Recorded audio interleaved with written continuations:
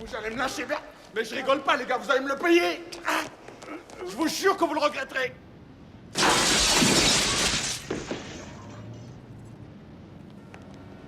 Hé! Mais qu'est-ce que c'est que ce bordel?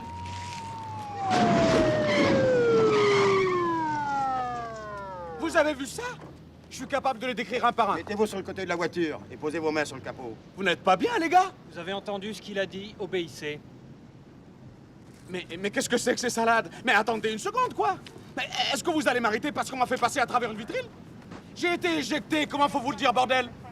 Il est armé. Vous êtes en état d'arrestation. Vous avez le droit de ne rien dire. Tout ce que vous direz sera retenu contre vous au tribunal. Vous avez le droit d'être assisté d'un avocat au cours de l'interrogatoire. Vous fatiguez pas, les droits, ça me connaît. Mais je sais également que c'est des conneries, on m'a éjecté à travers une vitrine. Allez, allons-y. Mais pourquoi? Quelles sont les charges retenues contre moi? Port d'armes illégales et trouble de l'ordre public. Vous n'êtes pas bien, j'y suis pour rien, moi, merde! Quand on se fait jeter d'une voiture en marche, de quoi on est accusé, hein? D'être en dehors des clous! C'est des conneries, ça!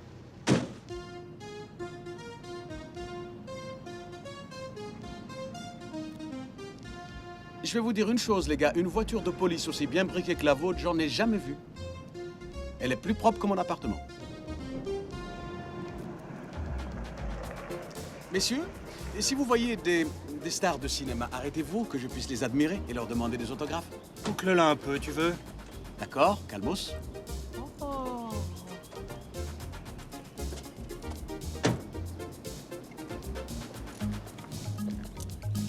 Vous êtes bien logés, hein?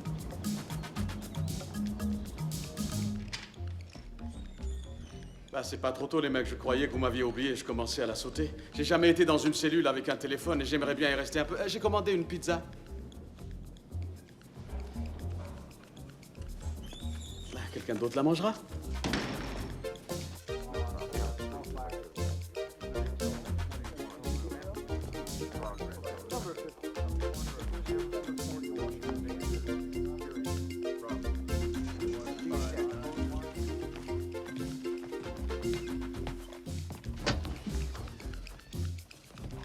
Asseyez-vous là, je vous prie.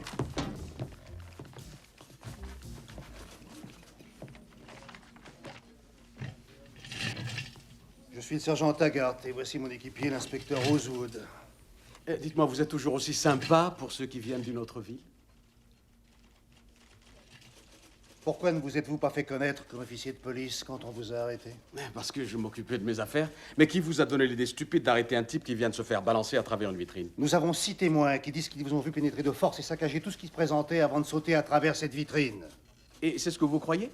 Enfin, merde, vous êtes des flics ou des concierges? Nous sommes plutôt enclins à faire confiance à un PDG d'une compagnie importante qu'à un flic mal embouché qui vient d'on ne sait où. Mal embouché, moi? Va te faire foutre. Allons, Je vais te faire avaler ça. Ça va, les gars, vos conneries ne m'impressionnent pas. Mais si vous me cherchez, vous allez me trouver. Ne me touchez pas. Va te faire foutre, je te dis! Oh! Taggart. Oui, chef. Là, ici. Tu vas prendre un de ces savons. Ouais, tu peux en être sûr. Mais qu'est-ce qui vous arrive? Vous savez très bien que vous ne devez jamais perdre votre sang-froid, surtout vis-à-vis d'un policier. Faites-lui des excuses.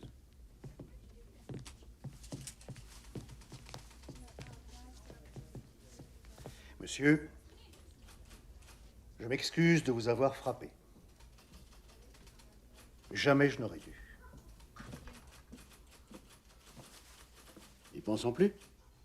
Inspecteur Foley, je suis le lieutenant Bogomil du commissariat de police de Beverly Hills. Souhaitez-vous porter plainte contre le sergent Taggart? C'est une blague ou quoi? Je vous le répète, voulez-vous porter plainte contre ce policier pour coups et blessures? À ma connaissance, des flics ne portent jamais plainte contre d'autres flics. Non, je veux pas faire ça. Ici, à Beverly Hills, nous observons la loi à la lettre. Vous auriez dû venir vous présenter quand vous êtes arrivé. Pourquoi n'avez-vous pas fait? Ben, je suis en vacances. Si vous êtes en vacances, qu'êtes-vous allé faire au bureau de Victor Maitland? J'avais un petit besoin. Je passais par là, ça avait l'air joli et propre, alors je suis entré. Vous avez toujours une arme sur vous en vacances? Ben, j'en sais rien, c'est la première fois que ça m'arrive. Philippe! Eh, bordel, qu'est-ce qui se passe, Philippe? Je savais que c'était toi! Il m'a dit que non, que tu viendrais pas. Mais moi, je savais que c'était toi, Philippe. Ça va, mon Tire-toi de pote? là, mec. Mais je te dis que c'était Philippe, connard. Salut, Philippe. Embrasse-moi, mon lapin. Fous-moi la paix. Fais pas ça, Philippe.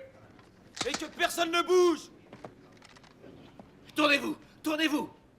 Philippe. Posez vos mains sur la table. Philippe.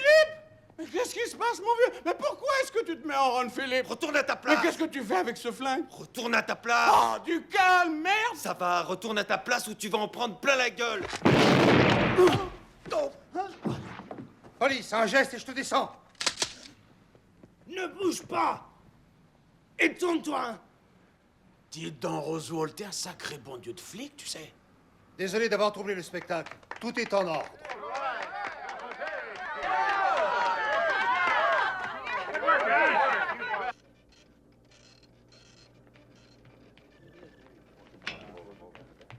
Taggart. J'aimerais que vous m'expliquiez ce que vous et Rosewood vous faisiez chez les stripteaseuses, hors de votre secteur, et alors que vous étiez en service.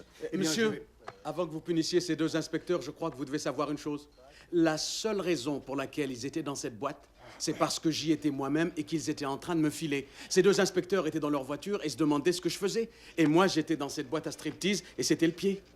Donc, ces deux inspecteurs attendaient dehors et s'ils ont changé d'avis, c'est parce qu'ils ont vu deux types à l'allure suspecte avec des bosses sous leur manteau qui rentraient dans cette boîte. Il s'est avéré qu'ils étaient prêts à commettre un vol à main armée, monsieur. Ces hommes les ont surveillés sans jamais les perdre de vue et ils ont ainsi évité un délit très grave. J'ignorais ce qui se passait, vous savez, j'étais accaparé tout entier par le spectacle qui était vachement super. Je suppose qu'ils ont un sixième sens ou alors vous avez d'excellentes méthodes, mais ce qui est sûr, c'est qu'ils sont très spéciaux. C'est vrai, hein? De vrais champions. Ce sont des Superman. Dommage qu'ils soient si modestes. Vous désirez, monsieur? Y a-t-il quelque chose que... Oui, je voudrais voir Victor Maitland. Ah, je regrette, il faudrait que vous soyez membre de notre club. Je dois parler à Victor, c'est très très important. Mais vous êtes sûr qu'il s'agit de Victor Maitland? Ah oui, Victor Maitland, cheveux gris sur les tempes, peau assez foncée, capricorne. Vic. Vous pourriez peut-être me donner le message et je lui transmettrai. Oui, c'est une idée comme une autre. Vous direz à Victor que Ramon, le jeune homme du motel, il se souviendra. Dites-lui que Ramon a été au dispensaire et que les médecins ont dit qu'il avait un petit début de... Et que je crois que lui, Victor, devrait aller voir son docteur pour s'assurer que tout va bien avant qu'il en fasse cadeau à tout le monde. Il est préférable, je pense, que ce soit vous qui... Ah oui, je crois en effet que c'est préférable. Sans aucun doute.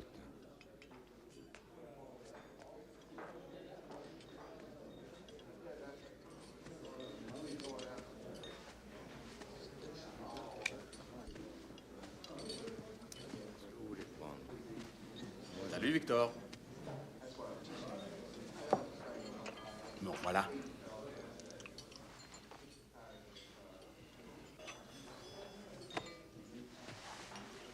Un conseil, tenez-vous à Caro l'artiste. Un autre conseil, tire-toi d'ici et en vitesse. Et toi, tu vas aller te faire foutre.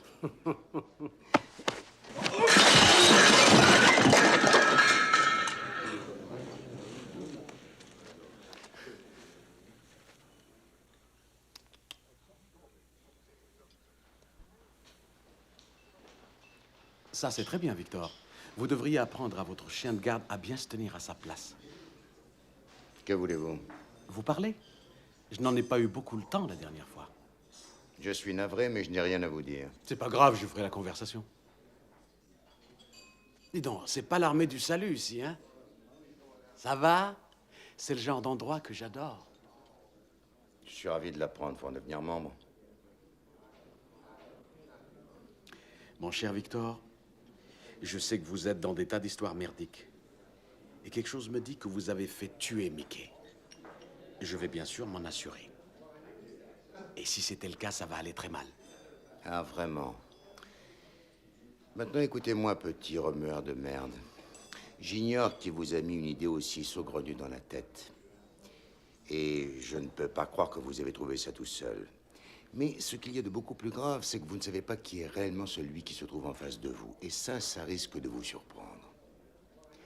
Donc, le conseil que je vous donne, moi, c'est de repartir à Détroit dans votre trou à rats pendant qu'il en est encore temps.